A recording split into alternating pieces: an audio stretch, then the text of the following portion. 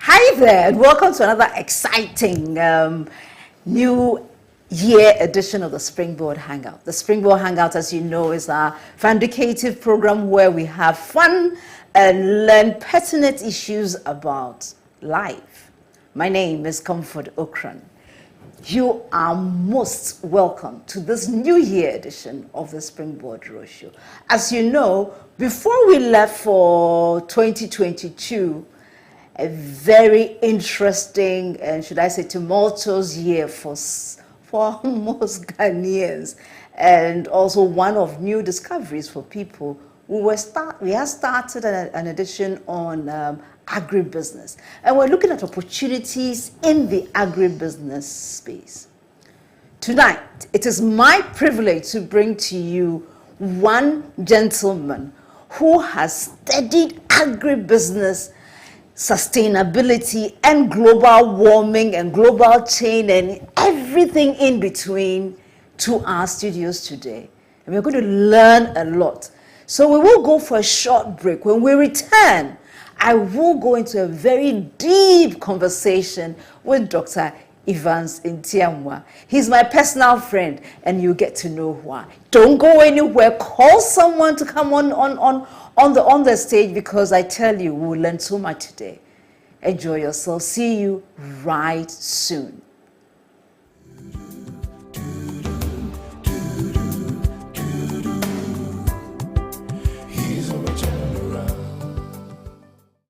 Get me York's rent-a-car. I need a car in 15 minutes. Hi, I'm Jake Morris, and I travel globally.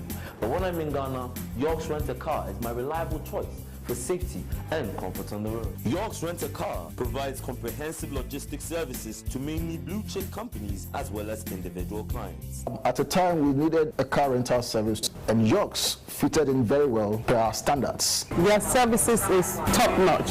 Drivers are on time. It was beautiful to see them behind the wheels. And anytime they pick up a guest, the guests were very, very happy. Already? Excellent. York's Rent-A-Car provides services and expertise that include meet and greet services at the airport, car rental, driver personal outsourcing, and vehicle detailing. What's the problem? It's you. I told you. York's Rent-A-Car delivers world-class service to its customers, having their highest safety and comfort in mind. So watch you. Two of us are open for him. York's Rent-A-Car runs 24/7 operations where customers can make car reservations and inquiries of our services online and also call our hotline.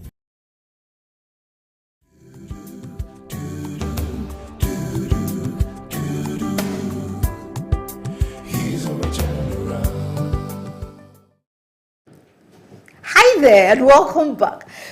I was telling you about this fascinating young gentleman that has worked. I mean, I knew him many years ago. Evans, how long have I known you? It's 11 years now. It's 11 years now. 2012. 2012. How did it come about? Tell me. So 2012 in Koforidua, I was part of the Springboard team. By then, I was doing my national service. So when I heard Reverend Albert spoke about coming to Koforidua for a Springboard show, I came all the way from Asesawa. I was in Asesawa by then. I came all the way from Asesawa to Koforidua. So where's Western Asesawa? Asesawa is like 45 minute drive from Koforidua. Yeah. So many around. Okay. So I came. It was Monday. I asked permission. I was teaching. I asked permission from school and said no. I have to be part of, because I'd been listening to the virtual university. Yes. So I decided no. I have to come. I came and I realized they had a club on campus, and so I joined it. From there, every Sunday, every weekend, I had a family in Koforidua by then, so every weekend I was coming. So I decided to stay on Sundays, attend the club meetings, and then on Monday dawn I go back. So around January ending, Springboard Roadshow was moving around the country. So no, as for this time, I have to be part of the team, and I was part of the organization team. And I remember a day before the program, you and Matthew and the team came, and I remember we had a meeting at one of the auditoriums, and most of the tickets were not sold by then. And I remember you divided us into groups that night, and we had to go to the hostels, and the next they had to go to town offices to. And we did quite well. Yeah. But before the program started, we had been able to sell the tickets. And I think that year we did at Jesus Temple. Yes. That was there because Yes. 2011 was at Capital View Hotel. Yeah. 2012 was Jesus Temple, and so that was our first time.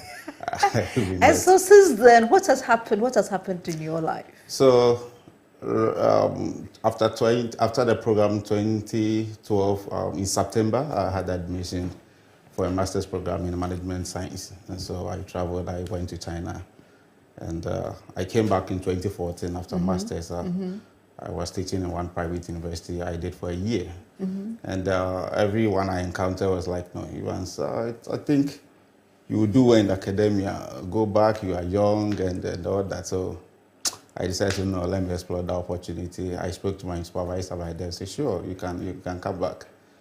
We put in the application, and around 2015 April thereabout, I got admission, and September back to China. And so for at least now 5 years, I was there studying and coming home. But whilst I was there, the time difference was 8 hours. Yes. But especially on Sundays, I will make sure I'll go to bed on time, and then by the time Springboard will be on show around 7 p.m., that will be around at dawn. Yeah, around 5. Yes, but I still make time to, and I remember in 2016, Reverend Albert even interviewed me that day. That was when we had, I think, Komla Dumont on. Yes. That was, and also in Koforidua. Exactly. Yeah. We did A, B, C. I remember, I've forgotten the A. No, Accra, Bolga, China. And I remember, this gentleman, I forgot the name, Mante. And Terry. Yes, and one lady, I forgot the name. They were on the show, and myself. So he interviewed me away from China, and then that was the beginning for me, I would say, because a lot of people were listening. Not my church members, my pastor, I know a lot of people were listening. I didn't even know of that. And the next day, I had even traveled, and anytime I come down, a few friends say, "Hey, Charlie, where have you been?" Charlie, I'm in Accra. They didn't even know I traveled. So they got to know of that interview. So, okay, so that's what we've been doing. And I think a week or two after that interview, there's this page on Facebook, Nkokoko. I grew up at Nkokoko. So okay. They went, I don't know where they got the information from. They wrote a whole page on me. And then starting from where I started school and everything, and showcasing what I've been able to do all these years and where I am doing. So that was a great platform for me. So in all this education, what have you decided, or what is your specialization now? So currently I'm into food security and climate change. And in my PhD, one of my specialties was in agribusiness management. And so I still do that as part of consulting and all that. But in terms of research, I now focus more on food security and then climate change. And so currently I even have a project we are working on Africa, and we've realized that climate change is having a detrimental effect on our food systems. And so we are conducting a research to see how there's a concept called climate smart agriculture, how they can fuse climate policies in our agri system so that the food that we are producing, we can have a sustainable food production throughout the year. And so that's a research I'm on right now with some professors around Africa. Some professors around Africa. Yes. Charlie, so let's calm down. Let's calm down now. So, as I said, we've talked about different. I mean, we've been doing a series on what do you call it? On agribusiness. Yes. And one of the things that we've talked about first was what agribusiness is, and so on and so forth. But sometimes, people we can sometimes forget. So kindly, for our sake, kindly tell us, when we talk about agribusiness, it sounds like, either it's a new kind of animal or something. What is agribusiness? So I would say agribusiness, let me take you back from last week.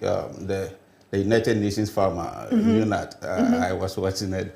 He gave a classic example that our fathers or our leaders did agriculture, and today we are doing the business aspect of it. Oh. And so Agribusiness is the combination of the two, agriculture and then the business. So anything related to business, the business aspect of the farming production, that is called agribusiness. And so when you talk of agribusiness, it involves the steps from input suppliers, production, harvesting, marketing, warehousing to the final consumer. So all the activities in there that you can classify as a business, that is what we term as agribusiness. Right. So staple in Ghana, like maize, what would be the agribusiness or the value chain in the agribusiness value chain for something like maize? So for maize production, the value chain starts from input suppliers. We are talking about the seedlings that you need. You are talking about the agrochemicals, where you get the chemicals to maybe prepare the land first. The seedlings comes in, the fertilizers we are going to use. Most of the time, you don't even talk about credit institutions and research, but they are all part of the input suppliers. Okay. For instance, if you have like 100 acres or 100 hectares of land, and you don't like the hectares. Yes, and you don't have the funds to do it on your own, you might rely on a financial institution, or so the credit institution, they comes in, and the best yields, or the kind of variety that you think it can give you the best yield.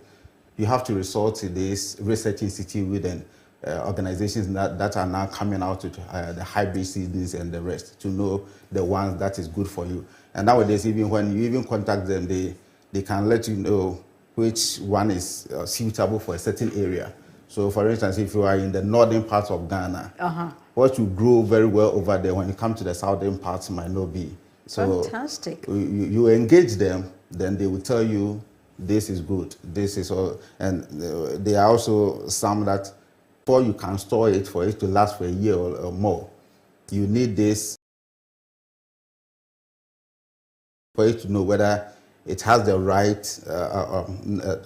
figure. For shelf. We will just be putting it in the sun for some months, and then we think, oh, we put our honey in, so it's dry. we can't store it. And sometimes you store it for like 6 months, 8 months. By the time you go realize, in, half of it is gone. And so that is where he comes in. He's also, so before, for warehousing, you have all this is in place, the storing, the monitoring, and making sure that it is before they will transfer from the warehousing to distribution and retailing and the marketing. So it's different. Every commodity has its value chain. Yeah, every commodity has its value chain. And so you've had Evans Ntiamoah, Dr. Evans Ntiamoah, who is of EBN Farm Africa Limited, and he has really broken down the value chain for us. But what I want you to realize is that all these processes, it doesn't need to be one person to do it, because every one of those spaces is a business opportunity. And therefore, if you are a researcher, there is a business opportunity for that. If you have a financial house or something, there is a business opportunity there. Somebody can decide to take the warehousing because you have the ability to put up, some specialized farm warehouse for maybe maize or something like that. And so you invest in there and you aggregate all the farm, maize that is harvested in that area and put it in your warehouse. So then, at the right time, if you have the meter that you had, the grain meat, the grain meat, sustainability in this space. What is sustainability? Why does one have to think about food security and sustainability in our part of the world? Food security. When you talk of food security, it speaks to the availability of food in a given in the country, and the ability of the people, the citizens, to afford, to access, and to source the adequate foodstuffs at a given time. And so, looking at food security, 4 key things come to mind: availability of food, accessibility of food, sustainability of food, and stability of food, and the last one is utilization of food. So you have availability, you have accessibility, and stability, and utilization of food. So with availability of food, we are looking at domestic food production, commercial food imports. We are looking at the food aids. We are looking at the stocks from your previous year. And so if you want to assess Ghana's food security for a given year, we look at this year, quantities of food that we produced, quantities of food that we imported, the food stocks that we have, the aids that we are getting from elsewhere. So these things come together to form the availability of food. Now, when we talk of accessibility, we are looking at how accessible this food that we are talking about is to the people. Does the people have the enough resource to purchase this food? Do they have the purchasing power to purchase this food? And then thirdly, we are talking about stability of food. Stability, how stable is the food that we produce in a given year? How is it sustainable within the year?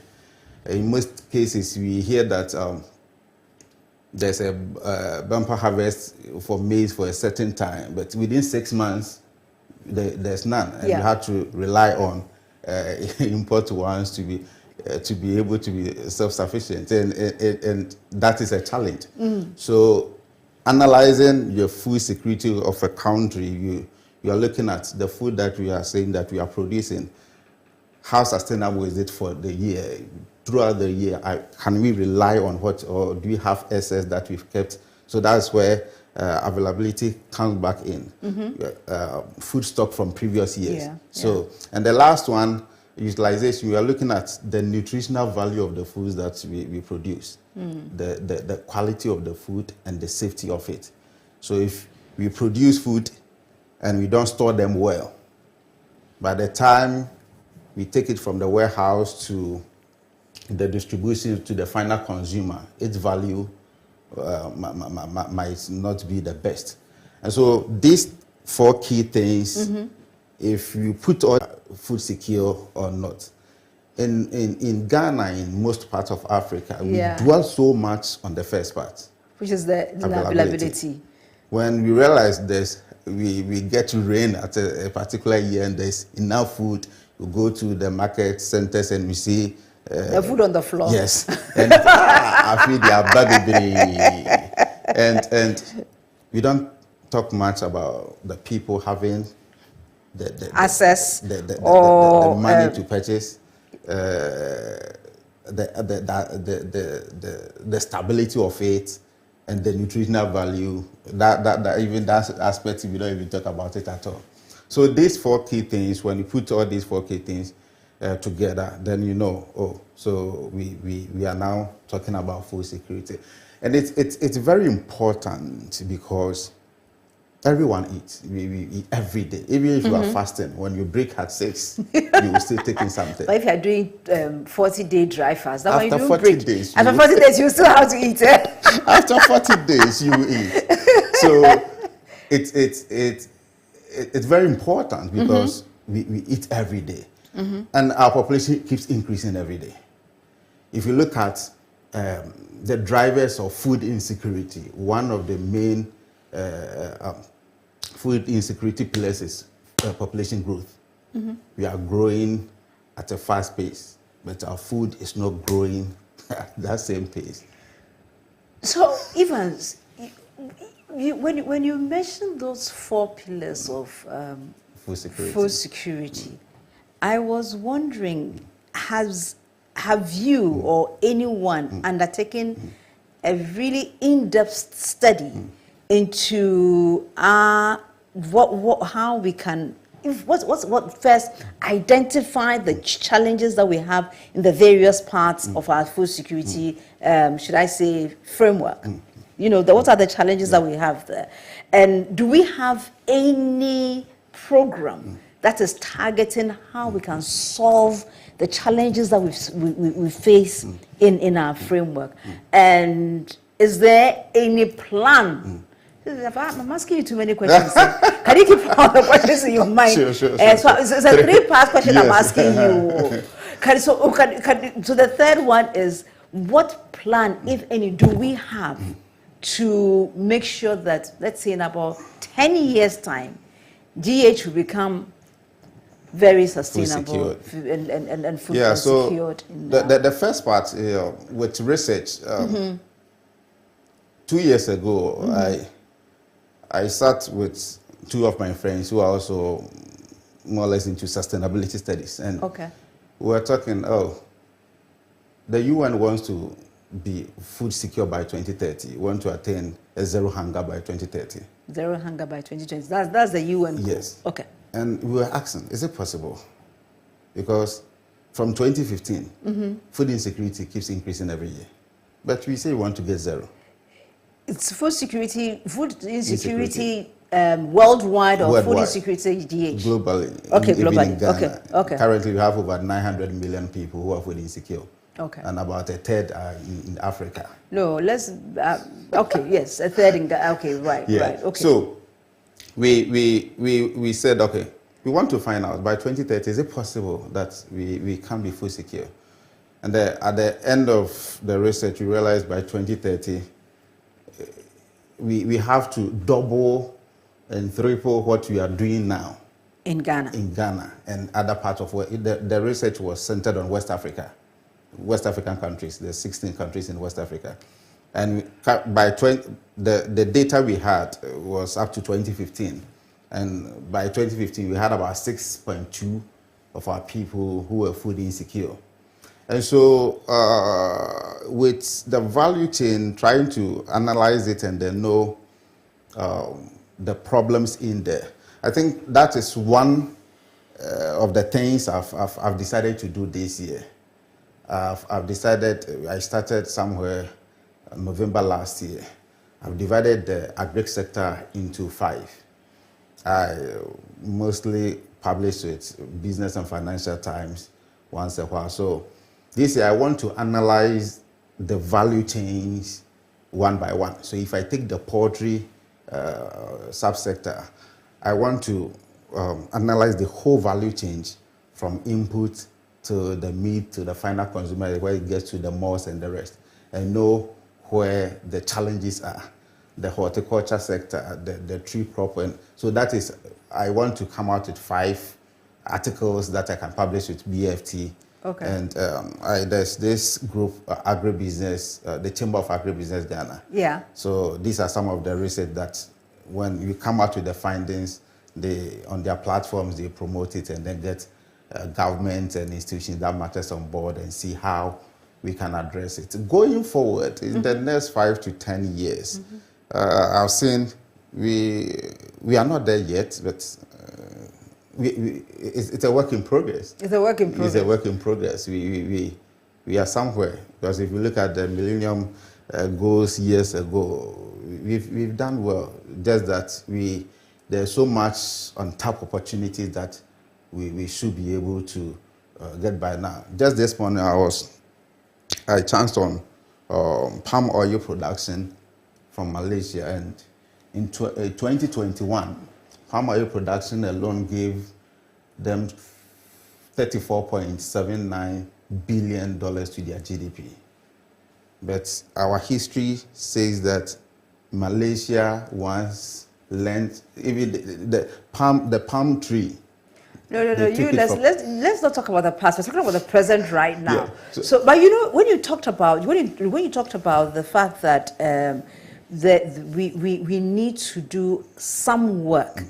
If there's so much opportunity, I saw the opportunity that is available in the space, and therefore, if somebody wants to say, okay, so I hear that we need to be food secure, and at least even the accessibility alone is not yet in place, or even the stability is also a challenge. Where can somebody position him or herself and say, okay, I am going to play in this space? So let's start from the input. Okay. Let's start from the input, and then. So I can decide that I don't have the land. I don't want to go into production. Yes. All that I want to do is I just want to focus on the input side.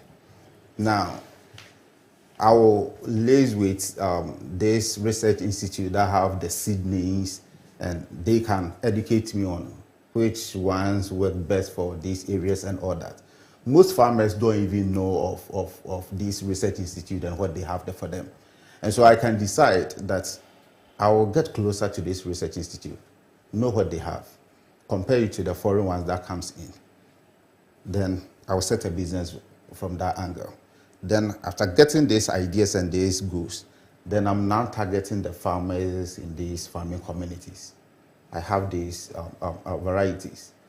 This seedlings, if you grow within 3 months, you can harvest. This one, 4 months, you can harvest. This has these advantages and disadvantages. So just that area alone, you can start a business over there, and then you can do now there are a lot of agrochemicals around. They sell the fertilizers. I don't like the agrochemicals. I like the natural. Ones. I like the organic one. The organic ones. Yeah, that's also there. But nowadays, studies in the way has proven that if you really want to produce on a very large scale, we can't do away without the hybrid seedlings, the fertilizers, and the tractors, and because if I want to do organic, doing organic for like 100 hectares of land, I would need like 1,000 farmers on. Actually, you know, modern production methods do not need that amount of land, especially if you are combining technology. I mean, when I'm saying technology, I don't mean the small kind of technology. I mean real tech from beginning to end. The type that you just need one person on the farm to plant hectares of land of products. And this doesn't need hectares of land as well. You just need to do either vertical, you know, either agroponics or something like that. I don't need the tractor again.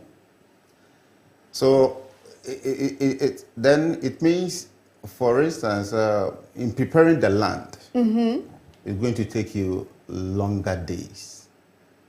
If I'm preparing the land to grow for a maize, what a tractor can do in an hour, if human is supposed to do that, it will take us more hours. It's not human. It's technology.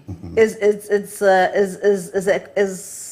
equipment. It's computer equipment that will do that work. Yeah, and that I understand that, but in that part of the world, you know, these things are new ideas and new technologies coming into play.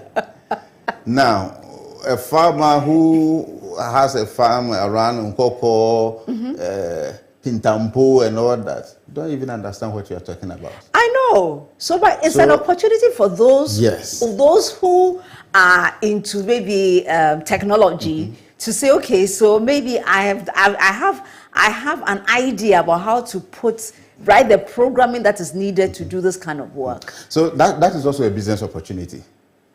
It's a business opportunity that people can explore and get people on board.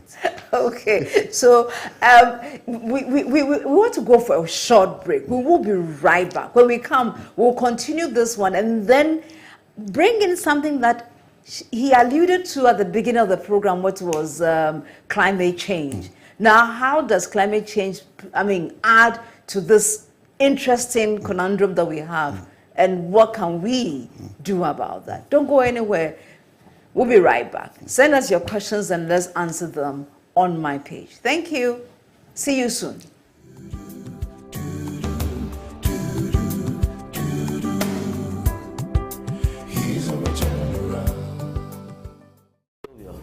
Get me York's rent-a-car. I need a car in 15 minutes. Hi, I'm Jake Morris, and I travel globally. But when I'm in Ghana, York's Rent-a-Car is my reliable choice for safety and comfort on the road. York's Rent a Car provides comprehensive logistics services to mainly blue chip companies as well as individual clients. At a time, we needed a car rental service, and York's fitted in very well to our standards. Their services is top notch. Drivers are on time. It was beautiful to see them behind the wheels. And anytime they pick up a guest, the guests were very, very happy. Already? Excellent. York's Rent a Car provides services and expertise that include meet and greet services at the airport, car rental, driver personal outsourcing, and vehicle detailing. What's the problem? It's you. I told you. York's Rent a Car delivers world-class service to its customers, having their highest safety and comfort in mind. So watch you. Go over and open for him. York's Rent a Car runs 24/7 operations where customers can make car reservations and inquiries of our services online and also call our hotline.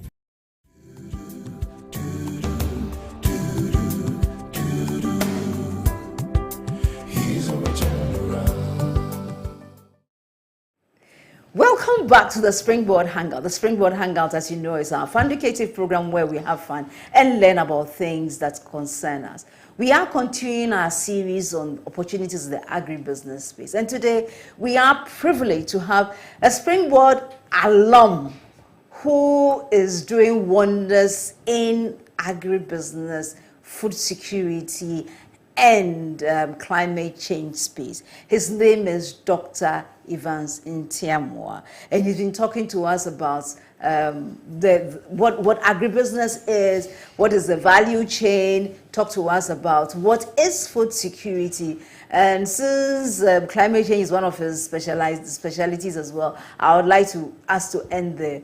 So when we were going away, we looked at about he mentioned that the 4 key things that undergird climate change include availability, accessibility, sustainability, and then also stability. So then, if these are things that we have, and the UN has declared that by 2020 we need to be the world needs to be secure in terms of food security, and we are yet to really kind of get on the track that is Ghana. And when you take the whole picture for Africa as well, there's a huge opportunity there because there's so much that can be done in that space. So okay, send us your questions. If you have any questions for him, kindly send us your questions, then we can answer that. So Evans, thank you. For that, the light you've thrown for us on that whole agribusiness as well as food security, and how much opportunity that exists in that space, not just in Ghana, but in agriculture across Africa.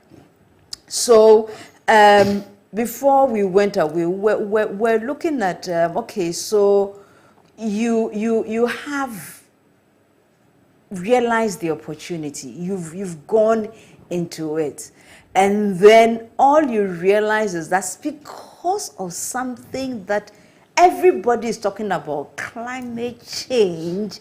You are not really realizing the quick turnaround that you were hoping. What is climate change, and why should we look out for it? So I remember about 2 years ago, during COVID time, at somewhere in Sunyane, we were having a discussion on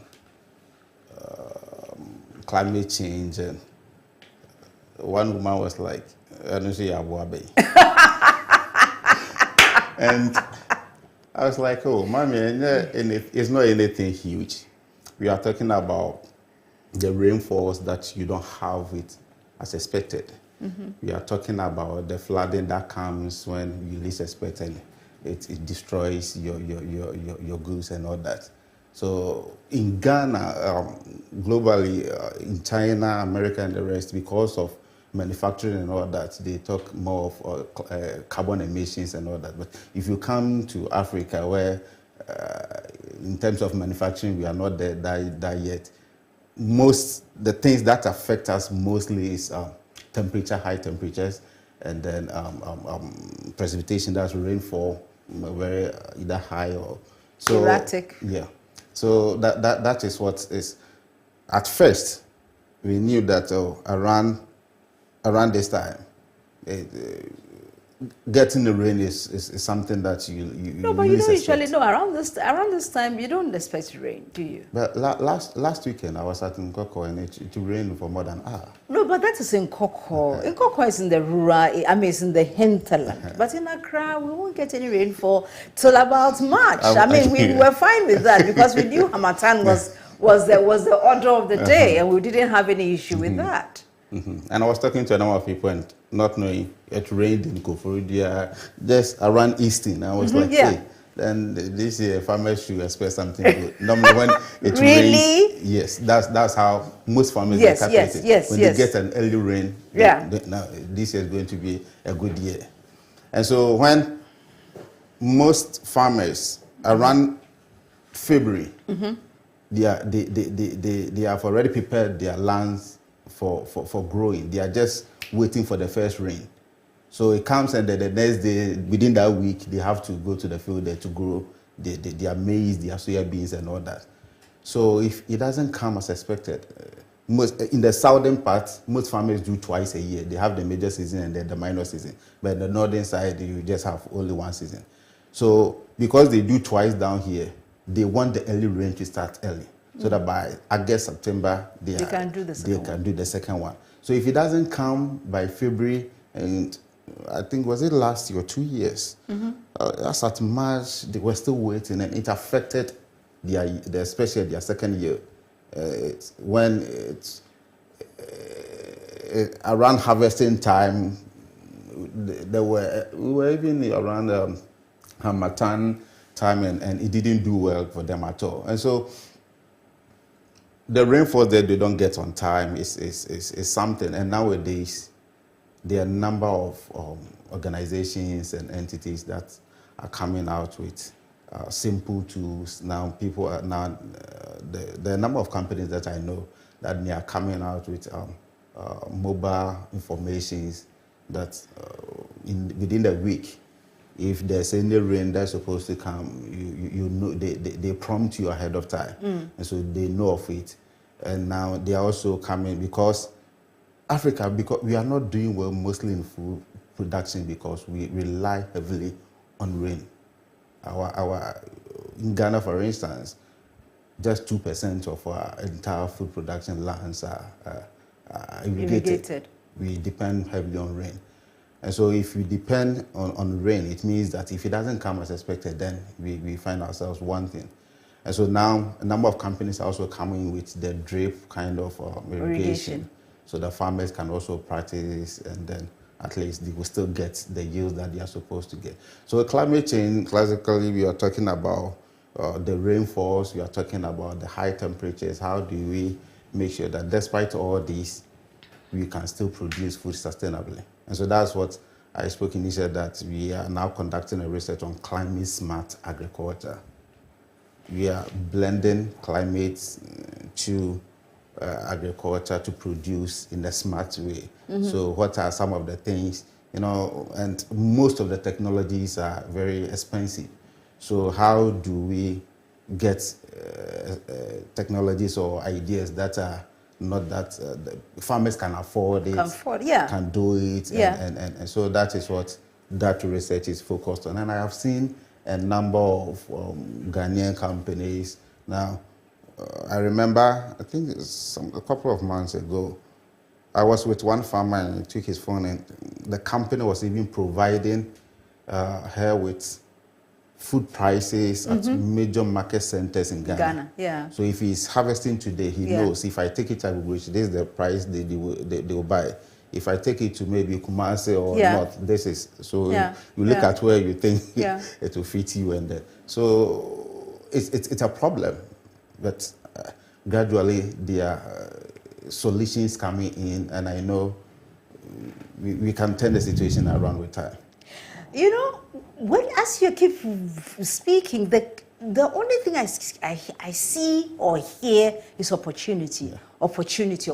Why? Because I see so much space that people can go into, and I believe that if we look at our food sustainability, the agriculture sector alone has what it takes to solve all the unemployment problem you have in Africa.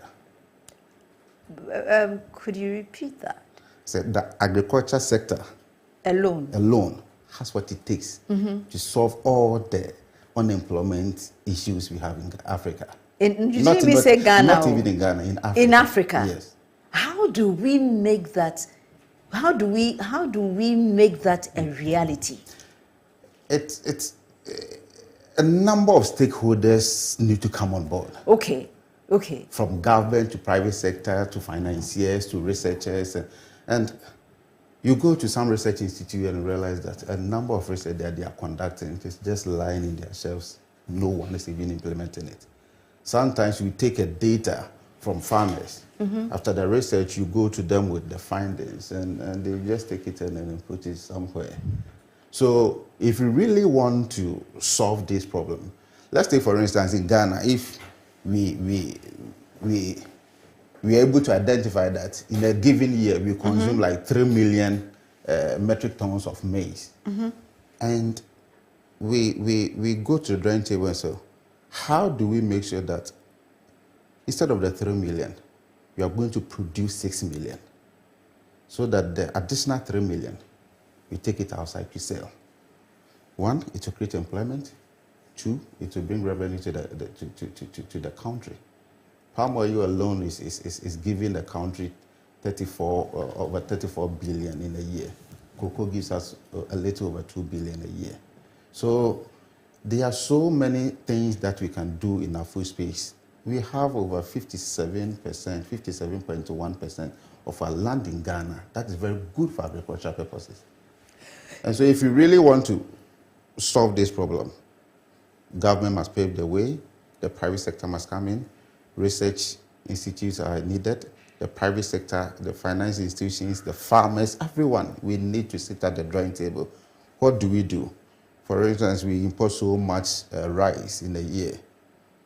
What do we do that within the next 5 years, we want to at least, every country imports, even China and America, they import. But we want to reduce it to like 10% or 20%, so that we produce over 70 to 80% in Ghana. Can we come with a 5-year strategic plan? First year, can we produce 10%? What are the inputs that we need? What kind of investment that we need on board? The people, the farmers, do we already have farmers who have the land, but they don't have the money, they don't have the know-how? How do we assist such people? Now, it's because over time, we've not been able to tackle some of these issues. Now, a farmer will do, for instance, maize or pineapple this year, and the next time you see them, they are going, especially when you go to western part, most farmers are now turning their farms into rubber plantation, because now that is where the money is. So some are even cutting down their cocoa trees to go into rubber because plantation. That is where now it is fetching. So one of the things that I was having a recent discussion, the person said, well, in Ghana, one of the key bottlenecks that he had identified was the fact that our land tenure system is one of the biggest challenges. And therefore, if we are not able to tackle that, some of our lofty dreams of doing such large-scale commercial farming would remain that. You're nodding, so it seems you agree with it. Yeah, I do. You do? I do. I've encountered a challenge. You've encountered a challenge like that, you see. Yes. And so how do we go about it? How do we unlock? Because the thing is, we need the lever to unlock the levers so that we are able to meet what we want to achieve in that area. So how do we do that? So despite this challenge, so like I said, it is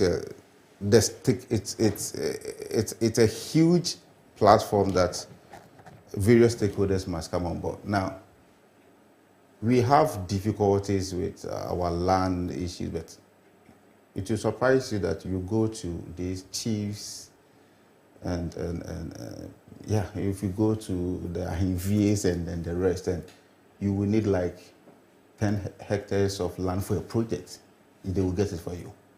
So if you really want to go on a large scale, the family size, it's very difficult because my farm is here. I share a boundary with you here. Another person is here. Mine is just 1 hectare. Yours is 2 hectares. Another is 3 hectares. Now I want like 5 hectares or 10 hectares. What I want to grow, you don't want it. Another person don't want it. So how do I even get the 10 hectares? I will end up not growing it at all because I won't get the land. But if we are deliberate about it and say, no, this is where we want to go. Every district, let's get like 10 hectares, 20 hectares, or 50 hectares, and identify which crop will do well in that area. It will surprise us that we can get chiefs and people who own such lands and will agree to lease lands for us. Last year, I was talking to one good friend of mine, and I was like, hey, it's been a while I heard from you. Yes, so I've been at the northern part of Ghana for a couple of months now. So doing for so I'm even growing now on 2,000 hectares of land. So what? 2,000 hectares? Yes. He had a foreign investor, so they are producing maize and soya beans. At the end of the day, they will take it. So how do you come about that 2,000 hectares of land? So, you come there and the chiefs, the lands are there. All they want is they give the land to you. You recruit their youth on the farm so that they don't want them to be just working, doing nothing. So you are creating employment for them.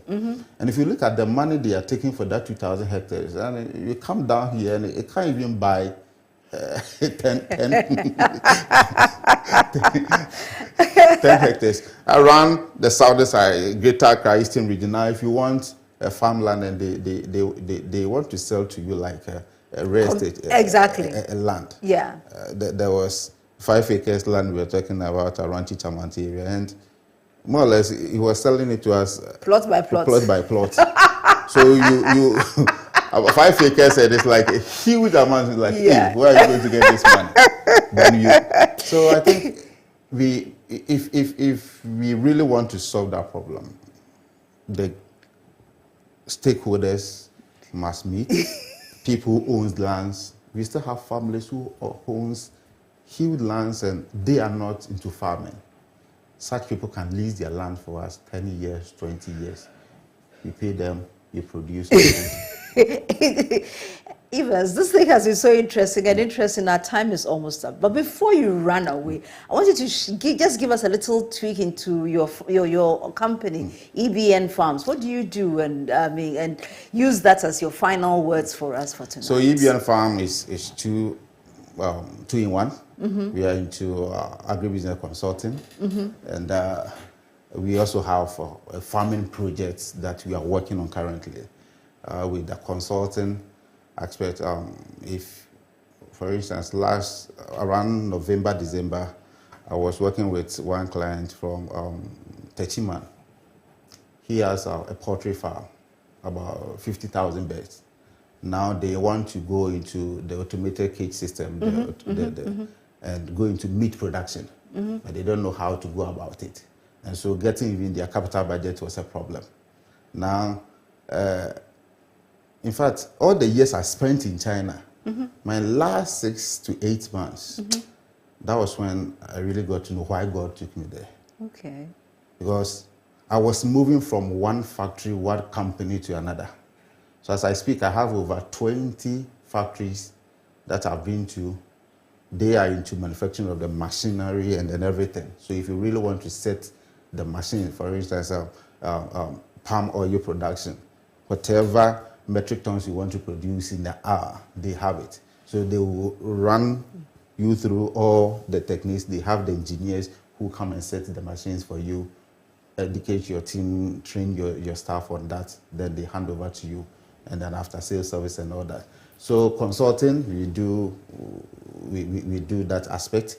And then for the production aspect, we've identified that most farms are not able to do well because especially with the processing companies. Yeah. Most of them don't own the raw materials.